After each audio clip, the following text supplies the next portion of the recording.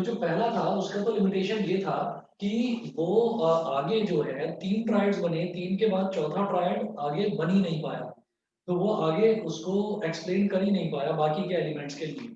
उसके बाद क्या होता है, जो डॉबरिनर के बाद में जब न्यूलैंड आया तो न्यूलैंड में 4 लिमिटेशंस थी। पहला लिमिटेशन तो ये था कि डॉबरिनर ने ये बोला था कि इस टाइम 56 एलिमेंट्स डिस्कवर हुए हैं और आगे आने वाले फ्यूचर में भी और कोई नया एलिमेंट्स डिस्कवर होगा ही नहीं। जबकि लेटर ऑन क्या हुआ कि बहुत सारे नए एलिमेंट्स डिस्कवर हुए। ठीक है, और आज भी अगर देखा जाए तो लगभग 115 116 एलिमेंट्स हैं। तो एक तो न्यूलैंड की ये लिमिटेशन थी, न्यूलैंड यहाँ पर फेल हुआ। न्यूलैंड का दूसरा लिमिटेशन ये था कि न्यूलैंड का जो मॉडल था, Newland law of octaves, it was applicable to the element till calcium only. सिर्फ कैल्शियम तक वो एप्लीकेबल था और कैल्शियम के बाद वाले एलिमेंट्स में वो एप्लीकेबल हो ही नहीं रहा था। मतलब कैल्शियम के बाद जितने भी एलिमेंट्स थे, अगर हर एलिमेंट को देखा जाए तो वो और उसका जो एवरी एट्थ एलिमेंट होता है उनकी प्रॉपर्टीज रिजेंबल करनी चाहिए, तो वो प्रॉपर्टीज रिजेंबल नहीं कर रही थी। ठीक है, तो ये उनकी प्रॉपर्टीज रिजेंबल नहीं कर रही थी, तो एक ये ड्रॉबैक हुआ। उसके बाद जो तीसरा ड्रॉबैक आया न्यूलैंड का तीसरा ड्रॉबैक ये था कि उन्होंने क्या करा कि अपने लॉज को प्रूव करने के लिए, अपने लॉ ऑफ ऑक्टेव को प्रूव करने के लिए उन्होंने कई बार ऐसा करा कि दो दो एलिमेंट्स को एक पोजीशन पर रखा, जैसे कि CO and Ni, Ce and La। तो ये दो दो एलिमेंट्स को एक पोजीशन पर रखा और उसमें भी वो मतलब इस चीज को एक्सप्लेन नहीं कर पाए कि हर जगह आप एक एक एलिमेंट को रख रहे हैं और यहाँ पर आपने दो दो एलिमेंट्स को क्यों रखा। चौथा लिमिटेशन ये था कि जैसे कि फॉर एग्जांपल आयरन, कोबाल्ट और निकल, जब जब आपने एक जगह दो एलिमेंट्स को रख ही दिया है, कोबाल्ट और निकल को एक जगह आपने रख ही दिया है, तो आयरन की प्रॉपर्टी भी तो कोबाल्ट और निकल से मैच करती हुई है। तो आयरन को भी आपको कोबाल्ट और निकल के साथ रखना चाहिए था, तो आपने आयरन को कोबाल्ट और निकल के साथ नहीं रखा। तो इस चीज को भी न्यूलैंड एक्सप्लेन नहीं कर पाया। तो ये मेजर 4 लिमिटेशंस या 4 ड्रॉबैक्स थी न्यूलैंड्स लॉ ऑफ ऑक्टेव्स की। तो न्यूलैंड्स लॉ ऑफ ऑक्टेव्स भी फिर फेल हुआ और उसके बाद फिर नया लॉ आता है मेंडली की पीरियोडिक टेबल। तो मेंडली एक्सक्यूज मी की, सर। हाँ जी बताइए।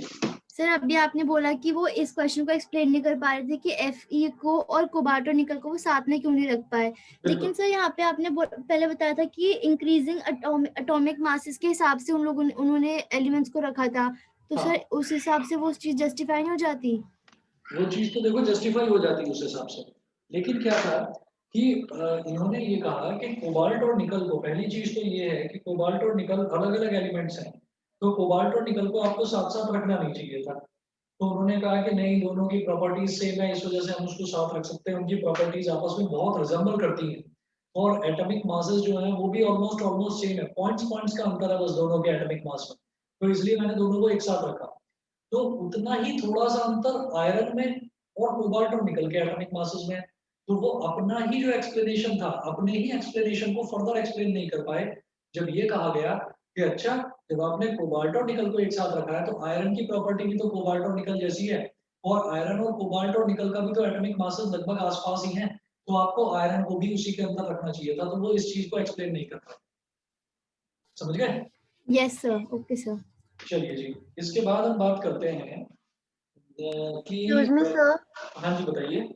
सर मेरे पास एक डाउट था कि सर हम अभी ये पढ़ रहे हैं कि सारे जो एलिमेंट्स थे उन्होंने सारे अच्छी तरह टेबल में किए थे, बहुत सारे साइंटिस्ट ने पढ़ लिए। लेकिन सर अभी भी और पहले भी इन एलिमेंट्स को अरेंज करने का मतलब क्या मतलब हम कर क्यों रहे हैं? एलिमेंट्स को इस वजह से अरेंज करा जाता है, फॉर एग्जांपल मैंने अपनी एक अलमारी बनाई और उस अलमारी के अंदर मैंने अपना जो अंडरगारमेंट्स हैं, जो शर्ट्स हैं, जो ट्राउजर्स हैं, हैंकी है, सॉक्स हैं, शूज हैं, जो जो चीजें मैं अपनी बॉडी को कवर करने के लिए यूज करता हूँ, मैंने वो सब एक जगह भर दिए। उस अलमीरा को मैंने पूरी तरीके से भर दिया। तो क्या होगा कि जब मैं अलमीरा को खोलूंगा तो वो सारी चीजें एक तरफ से मेरे ऊपर आके गिरने शुरू हो जाएंगी और मैं आइडेंटिफाई नहीं कर पाऊंगा। और अगर मुझे कहीं जाना है, ऑफिस जाना है या किसी सोशल गैदरिंग में जाना है, तो मुझे अगर कपड़े पहनने हैं तो मैं ढूंढता ही रहूंगा उसमें और मुझे प्रॉब्लम होगी और अल्टीमेटली मैं वहां पर टाइम पर नहीं पहुंच पाऊंगा।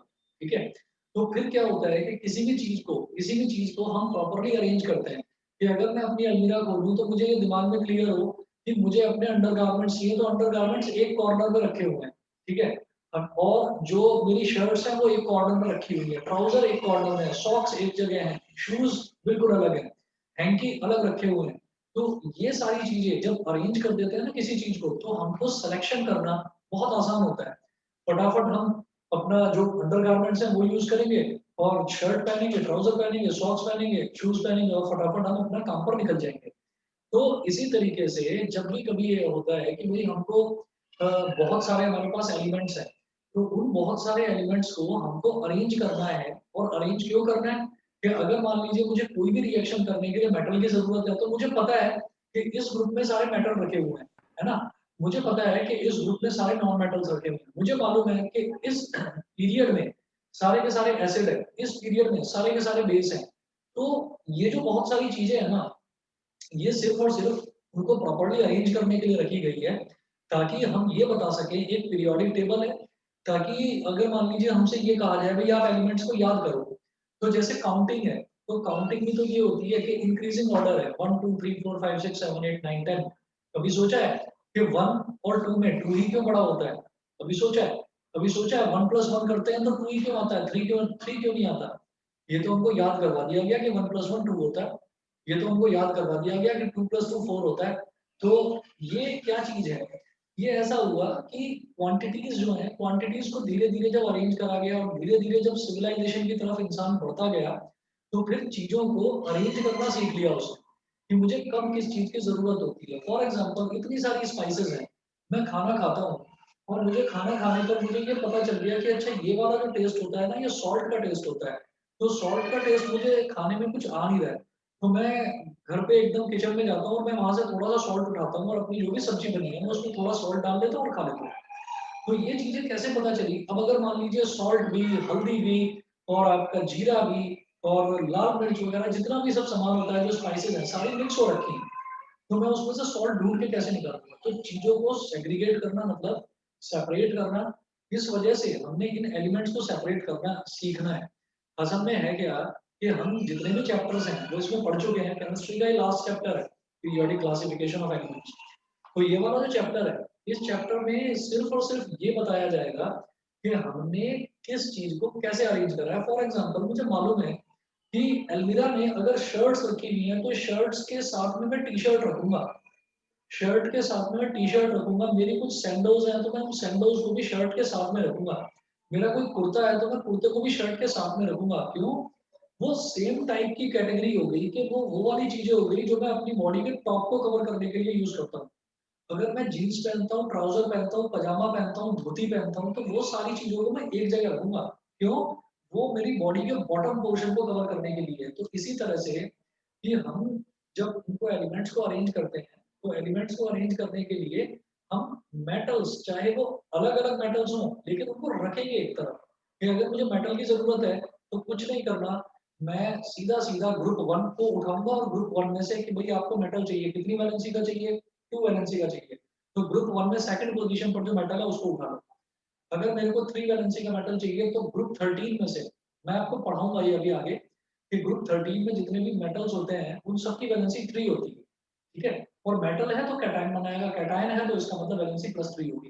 तो ये बहुत सारी इंटरेस्टिंग चीजें हैं जो धीरे धीरे समझ में आएंगी। और अभी जो हम पढ़ रहे हैं जैसे डॉबलिनर है, तो ये शुरुआत में पढ़ना जरूरी क्यों है कि शुरुआत कैसे हुई, केमिस्ट्री की शुरुआत कैसे हुई, कितने एलिमेंट्स थे, उन एलिमेंट्स को कैसे कैसे अरेंज करा गया। तो पहले डॉबलिनर ने अरेंज करने की कोशिश करी, बहुत टाइम तक डॉबलिनर का क्लासिफिकेशन ही लोग पढ़ते रहे, और फिर वो फेल हो गया। क्योंकि फिर न्यूलैंड आया, न्यूलैंड ने बहुत सारी नई चीजें बताई, न्यूलैंड का लॉ ऑफ ऑक्टेव्स आया।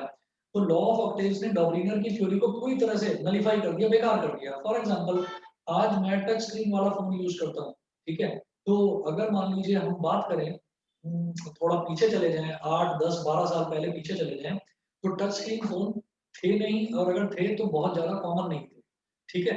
और जितने भी फोन हुआ करते थे सब में बटन हुआ करते थे। जब आप लोग छोटे छोटे रहे होंगे, तो आपके पेरेंट्स के पास बटन वाले मोबाइल फोन थे। और फिर धीरे धीरे क्या हुआ, धीरे धीरे डेवलपमेंट होता गया, तो टच स्क्रीन फोन आने शुरू हो गए। तो क्या हुआ, वो बटन वाले फोन ऑब्सोलीट हो गए, वो बेकार हो गए कि भाई इसमें ये प्रॉब्लम्स है। कभी इसका 1 का बटन खराब हो जाता है, कभी 8 का बटन खराब हो जाता है। यहाँ तो एक टच स्क्रीन है जो सालों साल चलती रहेगी, कभी खराब ही नहीं होगी, ठीक। तो ये क्या हुआ कि धीरे धीरे टाइम के साथ साथ एडवांसमेंट होता गया केमिस्ट्री में, और पुरानी थ्योरीज फेल होती गई, नई थ्योरीज आती चली गई। तो न्यूलैंड का लॉ ऑफ ऑक्टेव्स आया, वो भी 4 फ्रंट पर फेल हो गया, उसके 4 लिमिटेशंस थे। उसके बाद क्या होता है, न्यूलैंड के बाद में फिर उसकी जो थ्योरी, कोई भी थ्योरी फेल होती है ना, तो कोई नई थ्योरी जरूर आती है, तभी पुरानी थ्योरी फेल होती है। तो नई थ्योरी आई मेंडलीव की। मेंडलीव ने पीरियोडिक टेबल के बारे में बताया कि पीरियोडिक टेबल को ऑक्साइड और हाइड्राइड के बेस पर अरेंज करा जाएगा। मतलब अभी तक हमने कहा, डॉबलिनर ने भी बोला था कि हम एलिमेंट्स को अरेंज करेंगे on the basis of their increasing atomic masses, कि जितने भी हमारे पास एलिमेंट्स होंगे उनको इंक्रीजिंग एटॉमिक मासेस की तरह से हम अरेंज करते चले जाएंगे, कि अगर कोई एलिमेंट पहली पोजीशन पर रखा हुआ है तो उसका मास कम है, दूसरी पोजीशन पर है तो उसका मास ज्यादा है, तीसरी पोजीशन पर है तो और ज्यादा है, चौथी पोजीशन पर है तो और ज्यादा है। तो धीरे धीरे increasing order of atomic masses. Newland ने भी यही बताया, लेकिन डॉबलिनर ने तिकड़ी बनाई थी, ट्रायड बनाए थे। न्यूलैंड ने 8 का ग्रुप बना दिया कि every first element will resemble in chemical properties to the 8th element, ये बताया था। फिर क्या हो गया, न्यूलैंड के 4 ड्रॉबैक्स जब पता चले तो मेंडलीव की थ्योरी डेवलप हुई। और मेंडलीव ने क्या एक्सप्लेन करा, बेटा क्लियर है मेरी बात जो मैंने समझाना चाहा था इतनी देर से?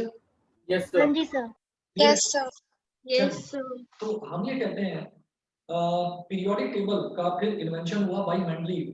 तो पीरियोडिक टेबल क्या होती है? The periodic table is a chart of elements prepared in such a way that the elements having similar chemical properties occur in the same vertical column or group। कि जिनकी सेम केमिकल प्रॉपर्टीज होती है उनको same vertical column होते हैं, यानी कि vertical वाला जो होता है उसको मैं ग्रुप बोलता हूँ। वर्टिकल जो क्लासिफिकेशन होती है उसको मैं ग्रुप बोलता हूँ। तो जो सेम प्रॉपर्टीज वाले एलिमेंट्स होंगे वो सेम ग्रुप में होंगे। अच्छा, ये करने के बाद में फिर नेक्स्ट देखते हैं, a periodic table consists of horizontal rows of elements called periods। ठीक है, तो जो हॉरिजॉन्टल रोज होते हैं, मैंने कल भी बताया था, जो हॉरिजॉन्टल रोज होंगी उनको मैं बोलूंगा क्या, उनको मैं बोलूंगा पीरियड्स। और जो वर्टिकल कॉलम्स होंगे उनको मैं बोलूंगा ग्रुप्स। तो ये होता है।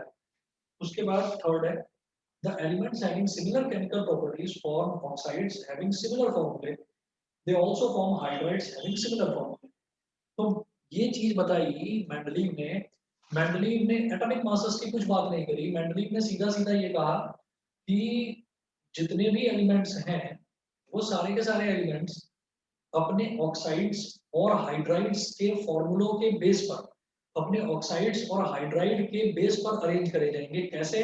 तो मैं अभी एक बड़ी सी टेबल बनाऊंगा यहाँ पर, उसको समझने की कोशिश करना सभी बच्चे। ठीक है, बस 2 मिनट रुकिए।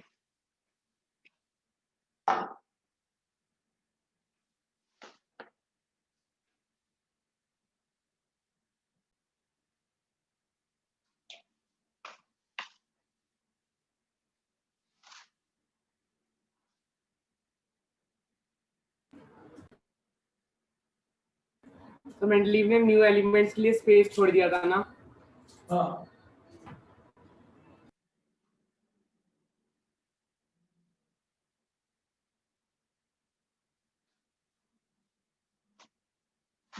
अब देखिएगा। अच्छा, वैसे तो आसान है पीरियोडिक टेबल, किसी के बच्चे को ना समझ में आया ना कि जो मैं मैंडलिंग वाली बता रहा हूँ तो प्लीज बिल्कुल बोल देना। Excuse me sir. हाँ जी। सर ये टेबल अब इस तरह से डिजाइंड है कि अगर मतलब फ्यूचर में भी कोई न्यू एलिमेंट्स इन्वेंट होते हैं तो उस चीज को भी सेटिस्फाई कर ले। बिल्कुल, और याद रखिएगा एलिमेंट्स कभी भी इन्वेंट नहीं होते, डिस्कवर होते हैं। Okay sir. ठीक है ना, मतलब डिस्कवरी में और इन्वेंशन में शायद अंतर पता होगा। हाँ जी सर। हाँ, डिस्कवरी वो है जो चीज मिलती है नेचर में, और इन्वेंशन वो है जो नई चीज हम बनाते हैं। ठीक है। अच्छा जी, अब जरा देखिएगा।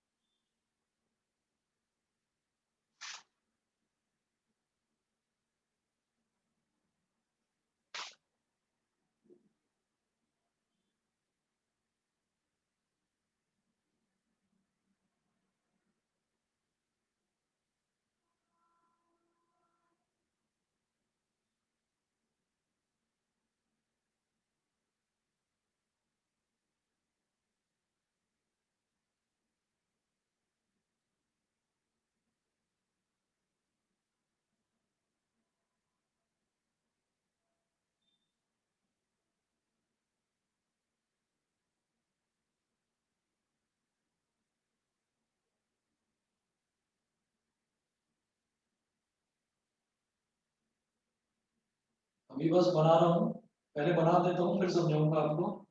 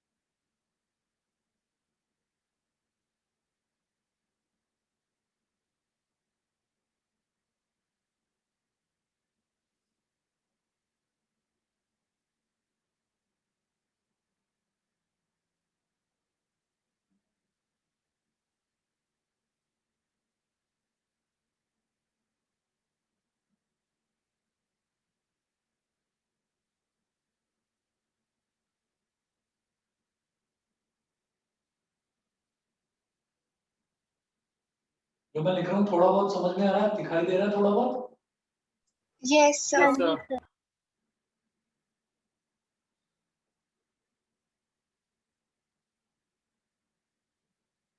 भी समझाऊंगा आपको, मुझे लगता है समझ में भी आ जाएगा।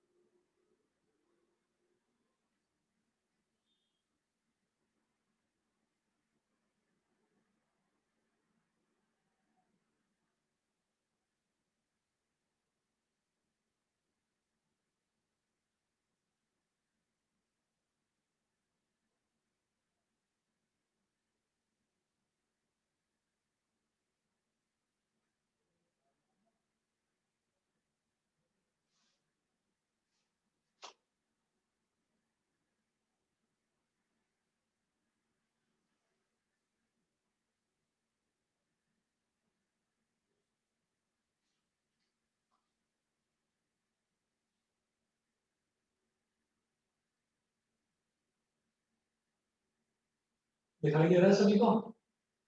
हाँ जी सर। Yes sir.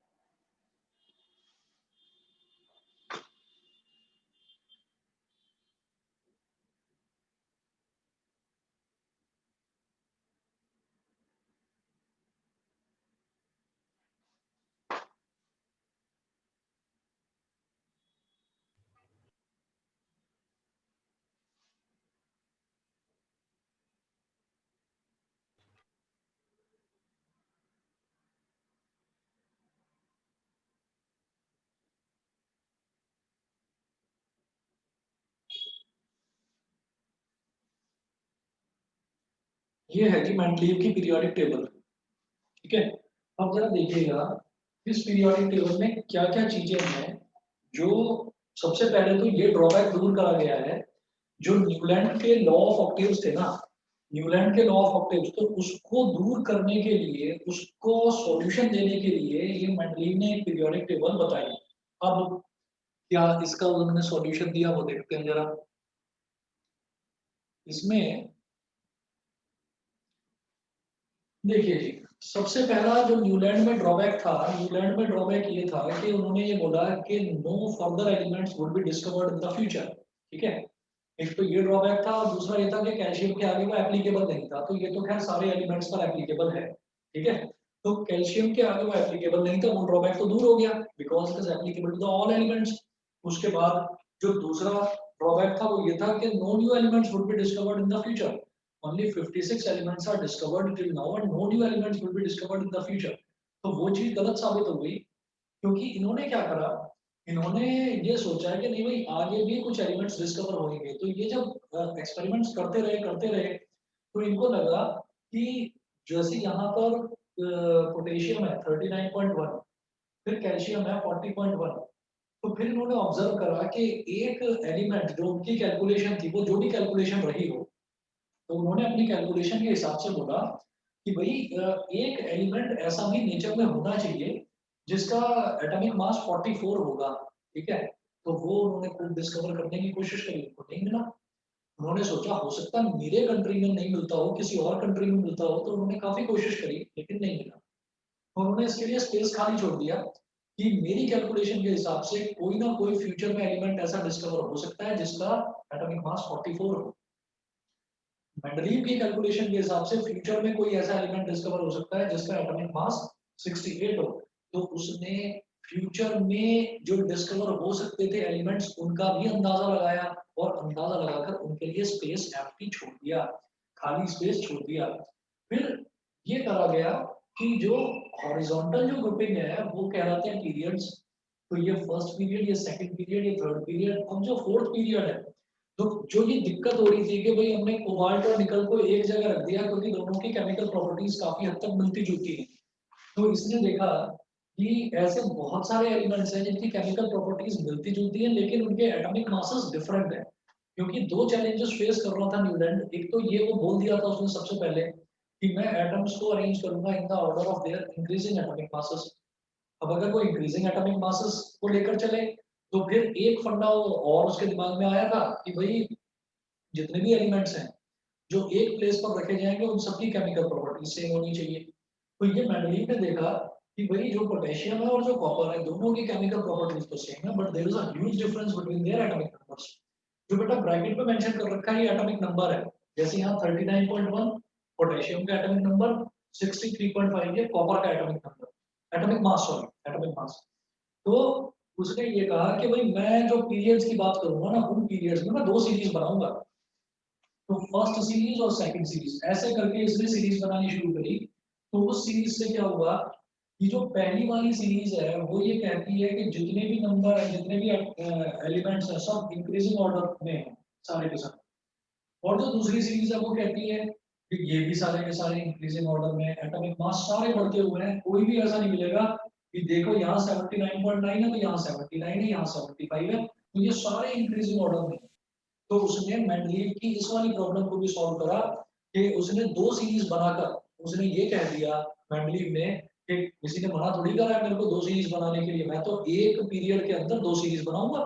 तो उसने फोर्थ पीरियड में भी दो सीरीज बनाई, फिफ्थ पीरियड में भी दो सीरीज और सिक्स्थ पीरियड में भी।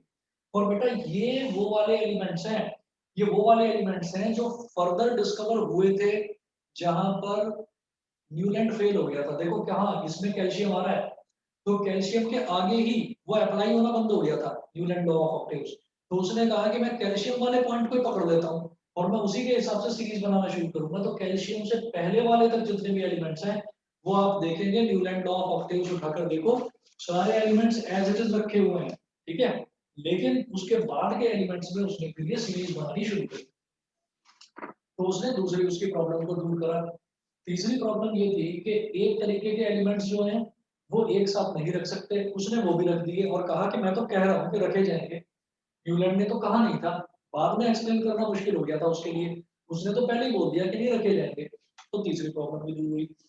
चौथी प्रॉब्लम ये कि कोबाल्ट और निकल की प्रॉपर्टीज आयरन से एग्जैक्टली रिजेंबल करती हैं, तो क्यों ना उनको साथ साथ रखा जाए। तो इसने साथ साथ ही रख दिया तीनों को, आयरन कोबाल्ट और निकल तीनों को साथ साथ रखा।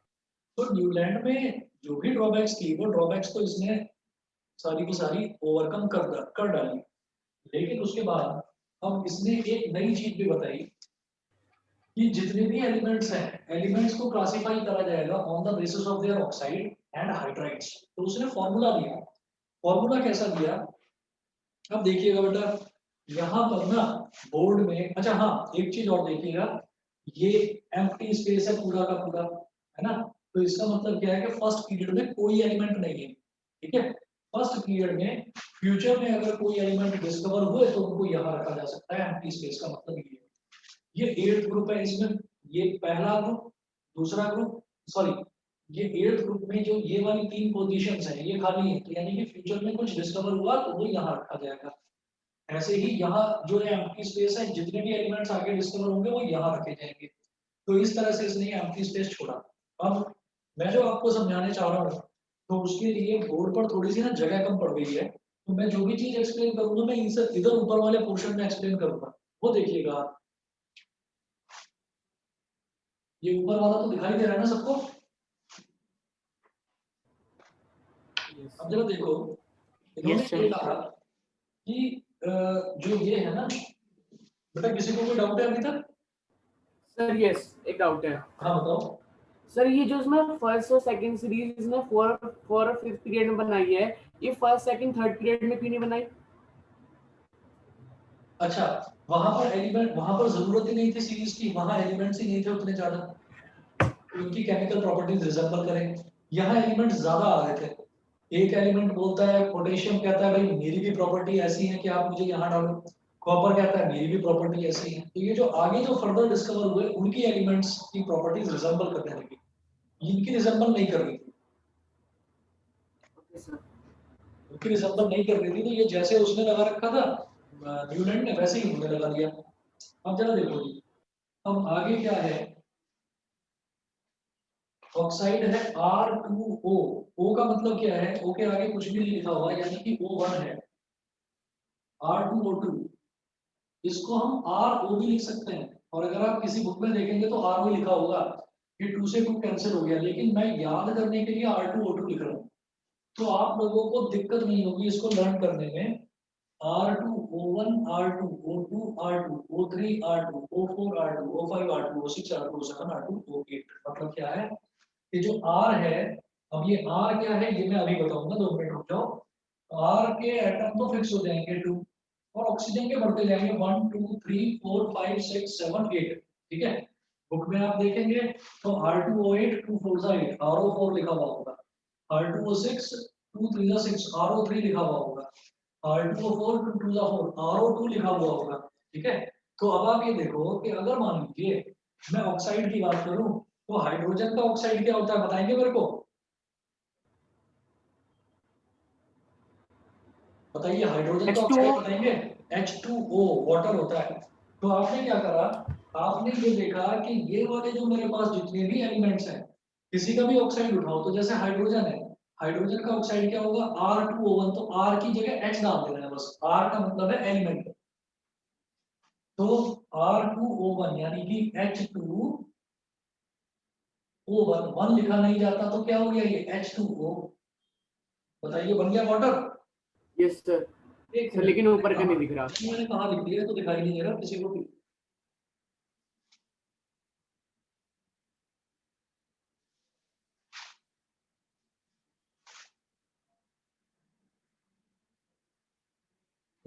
यहाँ तक दिखाई दे रहा। अब देखिए H2O1, ये क्या हो गया, H2O मतलब हाइड्रोजन का ऑक्साइड, वाटर, सब जानते हैं। अच्छा, उसके बाद बात करते हैं इसकी, लिथियम की बात करते हैं। लिथियम की या चलो सोडियम की करते हैं बात। तो सोडियम भी किस कैटेगरी में लाई कर रहा है, पहले ग्रुप में लाई कर रहा है, तो ऑक्साइड क्या होगा R2O1, तो Na2O1 क्या हो जाएगा Na2O। हम जानते हैं सोडियम ऑक्साइड यही होता है Na2O, बहुत रिएक्शंस में देखा है हमने। उसके बाद आप देखो, जैसे कार्बन है तो कार्बन का ऑक्साइड क्या होता है ये मुझे पता है, कार्बन का ऑक्साइड होता है कार्बन डाइऑक्साइड, CO2। तो जरा कार्बन का देखो क्या है, R2O4, तो R की जगह C डालना है बस,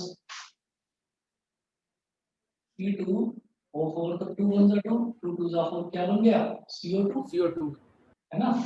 ये हो गया। इसी तरीके से अब हम बात करते हैं,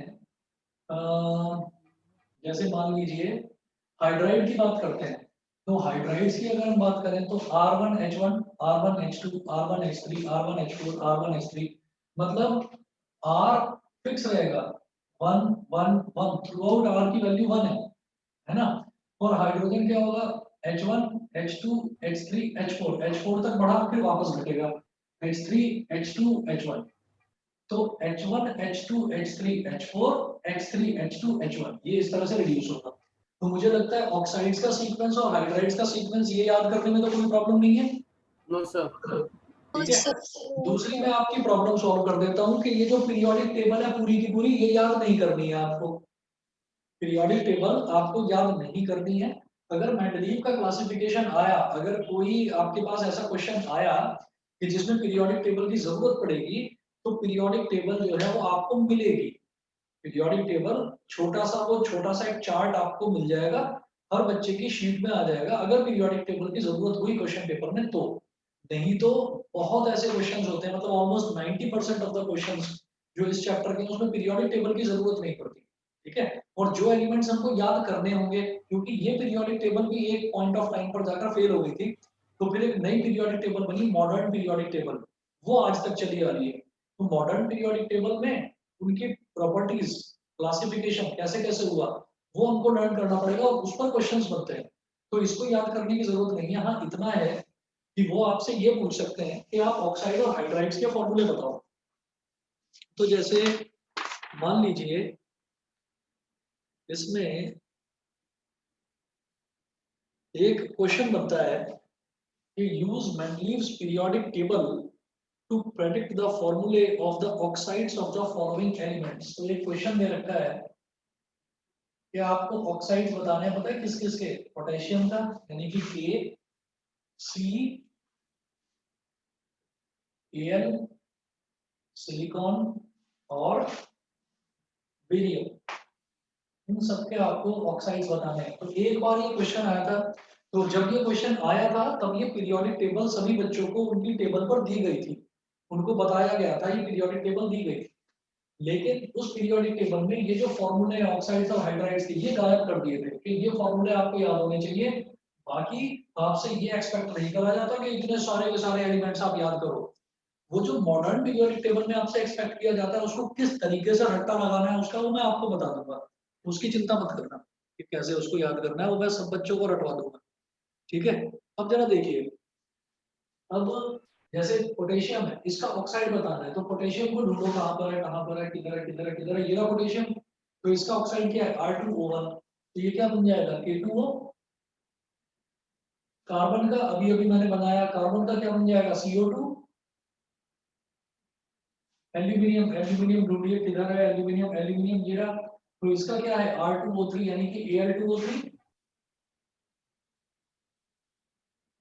ऐसे सिलिकॉन, सिलिकॉन किधर है? देखिए एक सिलिकॉन, सिलिकॉन ये रहा कार्बन के नीचे। तो जब कार्बन का CO2 बना तो सिलिकॉन का क्या बन जाएगा? SiO2। ऐसे ही बेरियम किधर है? ढूंढो। बेरियम, बेरियम, बेरियम है sixth group first series group second, sixth period में है और इसमें सेकंड ग्रुप में। ठीक है, तो बेरियम ये रहा। बेरियम कहाँ पर है? इसका ऑक्साइड R2O2 यानी कि Ba2O2 और 2 से 2 कर दिया तो इसको क्या बोलेंगे? BaO। बताइए बेटा, समझ में आ गया? हाँ जी यस सर। सर। हाँ जी बताइए। तो मेरे को बस एक चीज कंफर्म करनी थी, यहाँ पे जो हम बात कर रहे हैं कि एक एलिमेंट दूसरे एलिमेंट की केमिकल प्रॉपर्टीज को रिजेंबल कर रहा है, तो सर मतलब वो जो प्रॉपर्टीज वो केमिकली है ना, मतलब ये पूछना था। केमिकल प्रॉपर्टीज को जो रिजेंबल करता है ना, उसमें देखो ऐसा होता है, जैसे मान लीजिए मैंने कहा कि आयरन है, कोबाल्ट है, निकल है, तो इनकी प्रॉपर्टीज सारी की सारी ये होती है कि ये बहुत ज्यादा स्ट्रांग होते हैं और ये मैग्नेटिक मटेरियल्स को, मतलब मैग्नेटिक मटेरियल इन्हीं से बनते हैं। ठीक है, तो ये वो वाली प्रॉपर्टीज हो गई केमिकल प्रॉपर्टीज। एग्जैक्टली सेम तो नहीं होगा, लेकिन काफी हद तक इनकी केमिकल प्रॉपर्टीज सिमिलर होगी, एक दूसरे से मिलती जुलती होगी, इसीलिए उनको एक जगह डाल दिया गया। Okay sir. और फिर मेंडलीव की जो पीरियोडिक टेबल थी, मेंडलीव की पीरियोडिक टेबल के कुछ बेनिफिट्स थे, कि बेनिफिट्स तो वही थे कि भाई उसने फ्यूचर एलिमेंट्स के लिए जगह छोड़ी थी, और जो ड्रॉबैक्स थे वो दो ड्रॉबैक थे। एक ड्रॉबैक तो ये था कि आइसोटोप्स की पोजीशन को वो डिफाइन नहीं कर पाए। आइसोटोप्स क्या होते हैं? आइसोटोप्स वो होते हैं जिनका एटॉमिक नंबर तो सेम होता है लेकिन एटॉमिक मास डिफरेंट होता है, तो वो उनको डिफाइन नहीं कर पाए मेंडलीव। एक तो ये ड्रॉबैक था, और दूसरा ड्रॉबैक ये था कि वो हाइड्रोजन के बारे में एक्सप्लेनेशन नहीं दे पाए कि हाइड्रोजन को आपने फर्स्ट प्लेस पर ही क्यों रखा है। बिकॉज हाइड्रोजन को कई कई केसेस में हम मेटल की तरह ट्रीट करते हैं, कई केसेस में हम नॉन मेटल की तरह ट्रीट करते हैं। तो वो उसको एक्सप्लेन नहीं कर पाए कि आपने यहाँ पर क्यों रखा। ये नीचे वाले तो सारे के सारे मेटल हैं, लेकिन हाइड्रोजन एक अकेला नॉन मेटल है, तो वो यहाँ पर आपने क्यों रखा हुआ, वो इसको एक्सप्लेन नहीं कर पाए। अब ये चीज जो है ये मॉडर्न पीरियोडिक लॉ में डिफाइन हुई, ठीक, तो उसको फिर हम आगे पढ़ेंगे। यहाँ तक मॉडर्न पीरियोडिक लॉ से पहले तक का जितना भी पोर्शन है ये तो सब बच्चों को समझ में आ गया ना? Yes yes sir. ठीक है, चलिए जी, तो इतना ही करिए, मैं इसके नोट्स भी आपको भेज दूंगा, और बाकी जो है वो फिर आगे अगली क्लासेस में देखेंगे। और आज के लिए इतना ही बेटा, कल संडे है, कल का ऑफ रहेगा, ठीक ओके है? सर। नेक्स्ट क्लास परसों होगी। Thank you sir. चलिए जी, ओके बाय सर। बाय नमस्ते sir. Sir. Okay, bye bye, नमस्ते सर। Thank you sir. नमस्ते, थैंक यू सर। ओके।